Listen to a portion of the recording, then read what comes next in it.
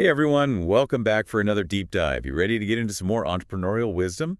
Always up for it, especially when we've got such interesting source material to work with. Absolutely. And this time it's personal. Hmm. Someone reached out with excerpts from the Harvard Business Review Entrepreneur's Handbook, and it definitely sounds like they're thinking about taking the leap themselves.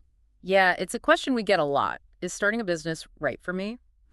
And the book really dives into that whole self-assessment phase right from the jump. Self-diagnosis, huh? Hmm. So before we even talk business plans, we need to make sure we're wired for this whole entrepreneur thing. You got it. Yeah. It's more than just having a great idea. It's about figuring out if this path really aligns with who you are. So like even if I'm head over heels passionate about, say, handcrafted soaps, that doesn't automatically mean I'm cut out for the business world? Exactly. And that's something the book really challenges, this idea that passion is enough. We always hear follow your passion, but there's a whole lot more to it.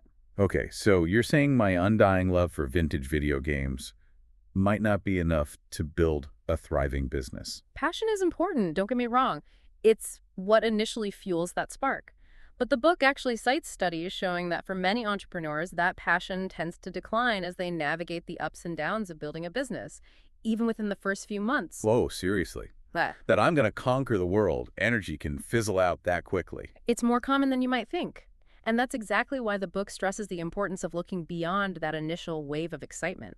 It's about honestly evaluating your skills, your strengths, the things that'll carry you through when the going gets tough. Okay, so if it's not all about riding that passion wave, what does HBR say really matters?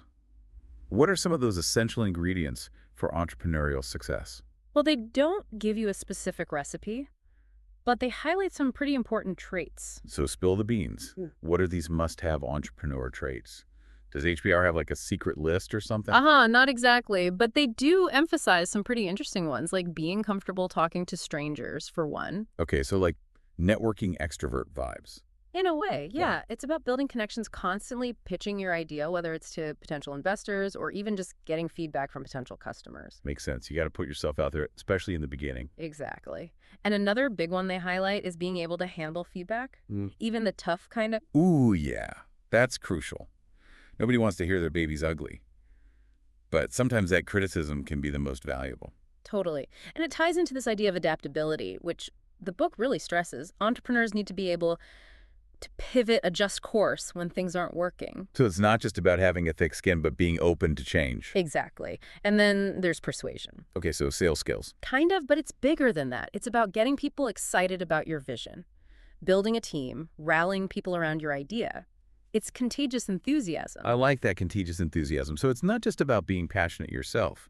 It's about inspiring that passion in others. Exactly. And that kind of ties into this whole image of entrepreneurs as rule breakers, which I know we see everywhere. Right? Uber, Airbnb, Yeah. all those disruptors who turn their industries upside down. Is that really a thing? Or is it just good marketing? Well, it's definitely more nuanced than just throwing the rule book out the window, but there's something to be said for challenging the status quo. So are we saying entrepreneurs should just throw caution to the wind and broke all the rules? Not exactly. It's more about finding that sweet spot between pushing boundaries and being mindful of the bigger picture. Okay, so there's a method to the madness. Exactly. Like take Uber and Airbnb again. They disrupted their industries, but they also faced backlash for how they handled certain regulations and ethical considerations. Right, so it's not just about being disruptive for the sake of it.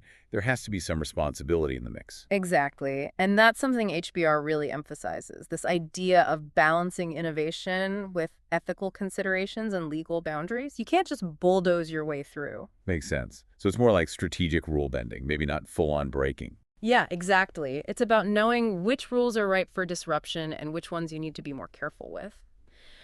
And speaking of careful disruption, the HBR excerpts you sent mentioned a case study. Want to dive into that? Oh yeah, definitely. Tell me about this case study. So it features this guy, Caesar, who works at a car dealership managing the repair department. Okay. And he's noticing the surge in electric vehicles, right? Yeah, they're everywhere these days. Yeah. Exactly. So he starts thinking maybe there's an opportunity here. Maybe he could open a repair shop specifically for electric cars. Smart thinking, capitalizing on a growing market. Right. He's definitely onto something. But here's where it gets interesting. The book pushes us beyond just identifying the opportunity. It asks, for what value are customers willing to pay? Ooh, good question. Because an opportunity is only as good as the people willing to pay for it. Exactly. It's not enough to just have a cool idea. You have to solve a problem that people are willing to shell out money for. So how do you figure that out? How Yeah. do you determine if your brilliant idea is actually something people will pay for? Well, HBR lays out 5 key criteria for evaluating a business opportunity. 5. That's manageable. Right. And they're all important. But the one that really hit home for me, and I think it'll resonate with you too, is this: will it deliver a significant profit? Okay, yeah. That's the bottom line, right? You got to make sure it's financially viable. Absolutely. It's not just about making money. It's about sustainability. Mhm. Can this venture support itself? Can it grow? Can it give you a return on your investment? So it's about looking at the long game, not just getting blinded by that initial excitement. Exactly. And that ties into understanding things like profit margins and cost structure, basically all the expenses involved in running the business. Right. Got to make sure you're not spending more than you're making. And that's where this concept of risk-return trade-off comes in. Risk-return trade-off sounds kind of intimidating. It's actually pretty simple. It's about weighing the potential rewards against the risks involved. Like, imagine you're deciding where to invest your money. You could play it safe with something like a government bond. Low return, but pretty much guaranteed. Okay, so low risk, low reward. Exactly. Or you could take a gamble on a startup. High risk because it might fail, but also potentially high reward if it takes off. So it's about finding that balance between playing it safe and taking a calculated risk. Exactly. And that applies to starting a business too. You're always taking a risk. So you have to decide if the potential payoff is worth it for you. This has been eye-opening. It's more than just passion and a good idea. There's so much to consider before taking that leap. Absolutely. But that's what makes it so exciting too. It's about research planning and careful consideration, but it's also about trusting your gut and being willing to take a chance on yourself and your vision. And as HBR reminds us, there's no shame in taking your time finding the right opportunity when it aligns with your goals and your risk tolerance. That's when you're truly set up for success. Couldn't have said it better myself. Sometimes the best thing you can do is wait for that perfect opportunity, the one that checks all the boxes. That's when you know you're ready to dive in head first. Absolutely. So to our listener out there, keep exploring, keep asking those tough questions. And when you find that opportunity that makes your heart race and your mind buzz with possibilities, that's when you know you're ready to turn your entrepreneurial dreams into a reality. Until then, keep diving deep with us.